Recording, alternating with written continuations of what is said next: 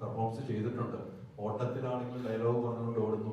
എല്ലാം മമ്മൂക്കായുമായിട്ട് ഇത്രയും അടുത്ത് നിൽക്കുന്നത് എങ്ങനെയാണ്? സിനിമ എന്ന് പറഞ്ഞു കഴിഞ്ഞാൽ ഞാൻ ലാലേട്ടൻ്റെ പടങ്ങൾ കണ്ടിട്ട് ഇഷ്ടപ്പെട്ടിട്ടാണ് വന്നെങ്കിലും ഞാൻ കൂടുതൽ വർക്ക് ചെയ്തിട്ടുള്ളത് മമ്മൂക്കയുടെ പടങ്ങളിലൂടെയാണ്. അതുപോലെ തന്നെ ലാലേട്ടനോടുള്ള ഇഷ്ടം അതുപോലെ നിൽക്കുന്നുണ്ടെങ്കിലും മമ്മൂക്കാൻ്റെ കഥയെ വെച്ച് മമ്മൂക്കാനോടാണ് കൂടുതൽ ഇഷ്ടം. കാണുന്നവരെ അതങ്ങനെ ആയിരുന്നില്ലെങ്കിലും കണ്ടതിന് ശേഷം ഓരോ പടം കഴിയും തോറും അത് കൂടിക്കൊണ്ടിരിക്കുകയാണ്. അത് നമുക്കറിയാലോ അതെങ്ങനെയാണെന്നുള്ളത്.